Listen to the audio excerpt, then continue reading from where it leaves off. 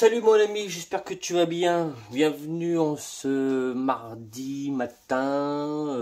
C'est peut-être 8 heures, c'est pour ça que je suis au café.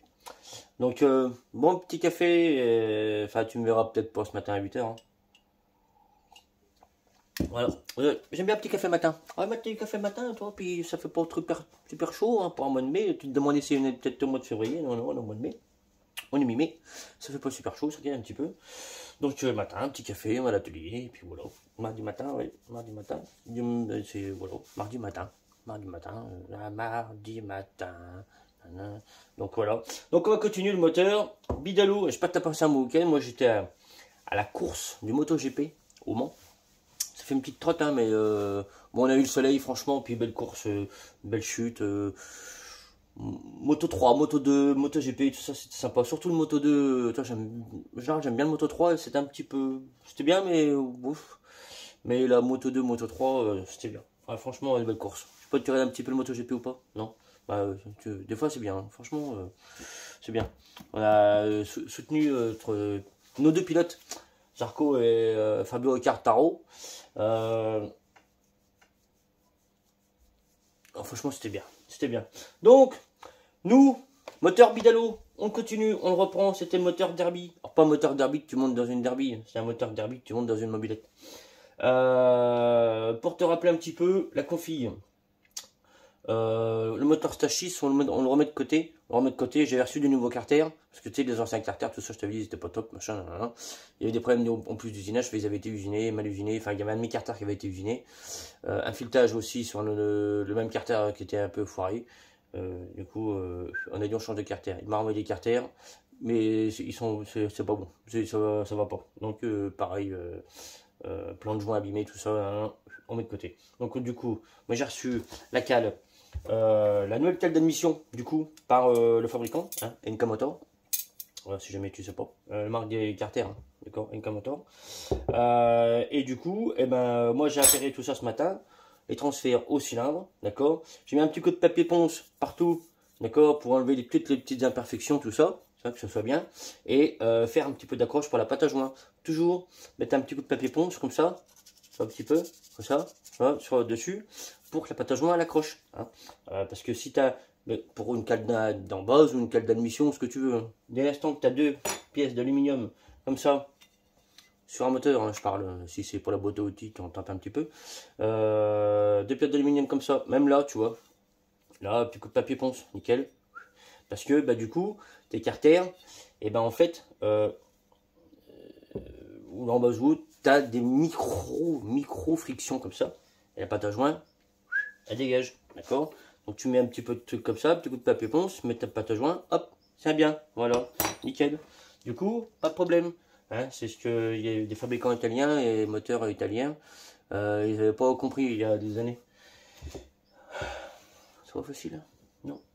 Donc du coup, bah, moteur Derby, je sais pas si tu débarques, hein, donc un moteur Derby pour une mobilette, des carters NK Motor, taille dans la masse, un moteur 80 cm3 Bidalou, Cocorico, qui je pense est un moteur, excellent moteur, donc un vrai 80 cm3, mais pas un 70 transformé en 80, voilà, avec un vilebrequin, Stage 6, qu'on va mettre dedans. Bon café, café bio. Le bon café, ouais, moi, un petit café le matin, j'aime bien. J'aime bien, oh, j'aime bien. Donc, la dernière fois, j'avais monté les roulements sur le vilebrequin. Je t'avais expliqué comment moi je montais les roulements. Toujours, alors moi je les monte à la presse. Alors, je cale entre mes masses, d'accord. Je mets de la graisse, je graisse bien, hein, d'accord, mon roulement, mon queue de vilebrequin, tout ça. Je monte tout ça à la presse, d'accord. Après, je chauffe mes carters. Et je me mets mon vilebrequin dedans. Là, bon, moi je viens de chauffer un demi-carter. On va enquiller tout de suite. Le vilebrequin dedans. Bon, si la température est bonne, ça se pose tout seul. Ça se pose tout seul.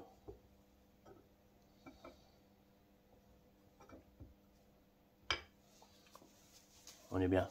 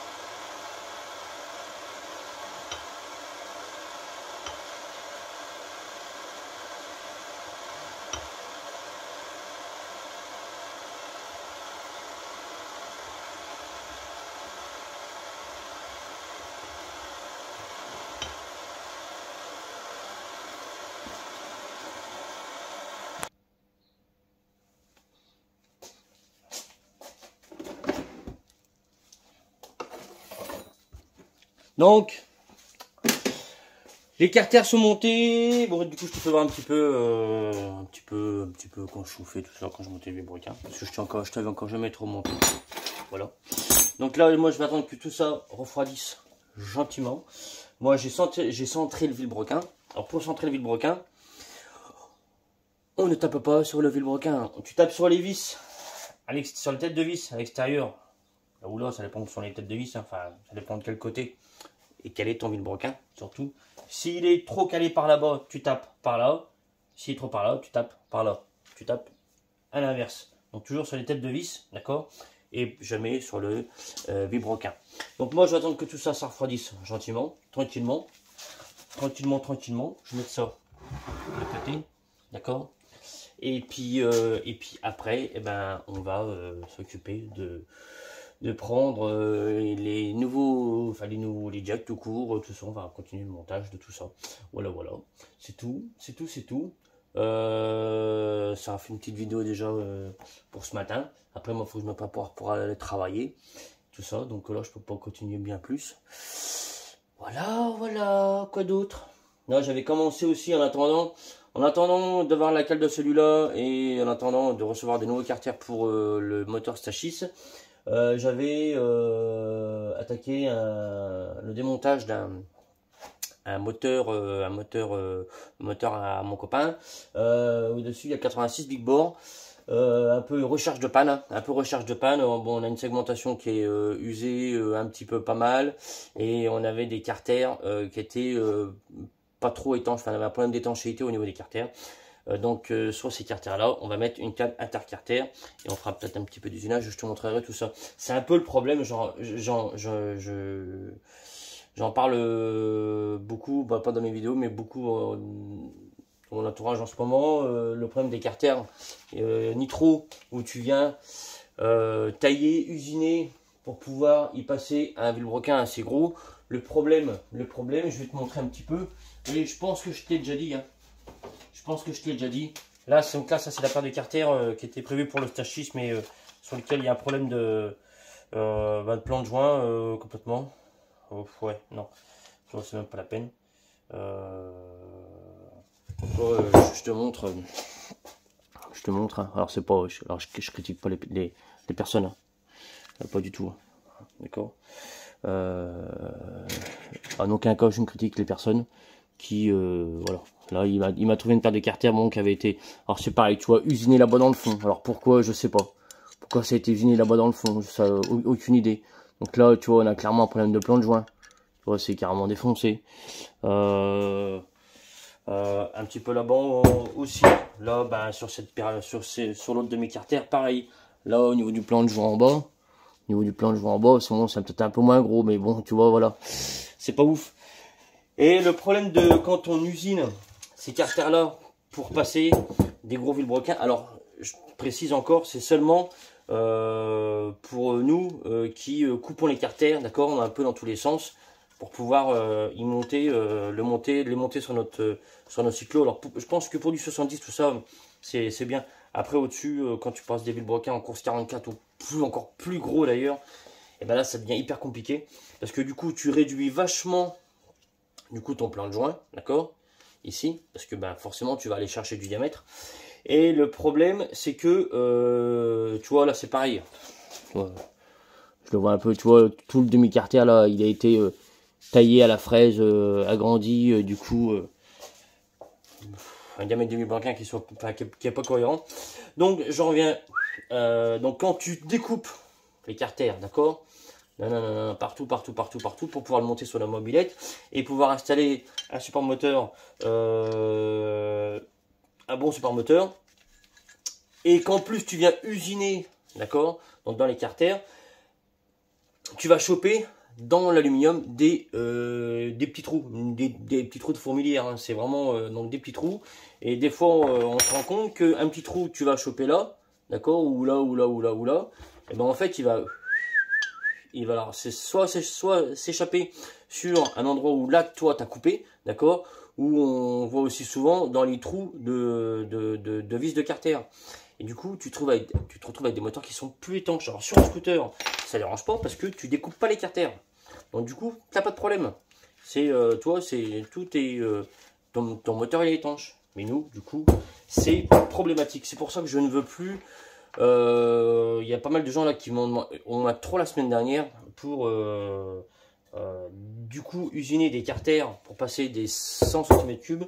Non, je fais plus parce que c'est source à ennui. Alors pas pour moi, hein, mais c'est source à ennui pour la personne, pour le collègue qui veut faire un gros 100 cm3. Et en plus, alors déjà, c'est un usinage qui coûte, qui peut quand même coûter cher. Et puis, du coup, enfin, ça vaut pas le coup. Je vais plus te dire, bah écoute, achète plutôt des carters moteurs taille masse, genre ceux de NK ou Mathias Duchesne ou n'importe quoi, n'importe quelle marque que tu veux. Plutôt que, tu vois, ça va te coûter, je sais pas, peut-être 150 balles de plus ou 200 balles, je sais pas, j'en sais rien. Par contre, tu es sûr d'avoir un moteur qui soit correct. Parce que là, de fait d'usiner, de découper, machin, tu te trouves avec des carters qui sont plus étanches parce que c'est plein de trous. Parce que tu tombes dans l'aluminium qui est hyper poreux. Et en plus, tu vas découper beaucoup donc d'aluminium. Tu vas enlever beaucoup, du coup, aussi de renfort à tes carters. Et du coup, j'en suis persuadé, tu te retrouves avec des carters qui sont alors quand tu leur mets un 100 cm3 dans la tronche, autant te dire que les carters ils travaillent. Hein, et l'aluminium de là, c'est pas le même aluminium de là. D'accord? Là, c'est du carter, c'est des blocs d'alu qui sont taillés à la masse. C'est pas des trucs coulés tout poreux où forcément t'as pas du tout la même rigidité sur les carters. Hein.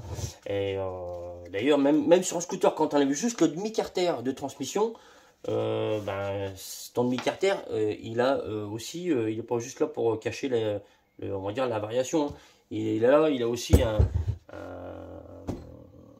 il est là aussi pour rigidifier en fait tout ton bloc moteur, enfin donc tous tes carters. Donc non, pour du 100 cm3, c'est pas ouf. Alors que là, il y en a qui découpent tout ça et les carters sont pas pour eux. Je pense à un ami qui a une grande couette comme ça là, où je pense que lui ses carters ont pas de soucis parce qu'il a un moteur qui quand même qui marche fort. Donc voilà, donc c'est tout. Voilà. Donc c'était une petite parenthèse pour dire non. Donc voilà, c'est tout. Donc pour le moteur du copain, c'est pareil. Donc là je pense qu'on a un problème d'étanchéité de carter, donc on va mettre une calatar carter pour déjà aller rechoper un peu le plan de joint et essayer d'étanchéifier, de rendre le plus étanche possible ces carters. C'est tout. Voilà, ça c'est encore chaud bouillant. Voilà, donc je laisse tranquille, refroidir tout doucement, tranquillement. Je te souhaite une bonne fin de journée. On se retrouve dans la semaine. En plus, on a une semaine qui est assez courte en travail. Voilà, mais qui va être du coup aussi, qui va me permettre aussi de pouvoir bosser et avancer parce que je suis hyper à la bourre. Bisous.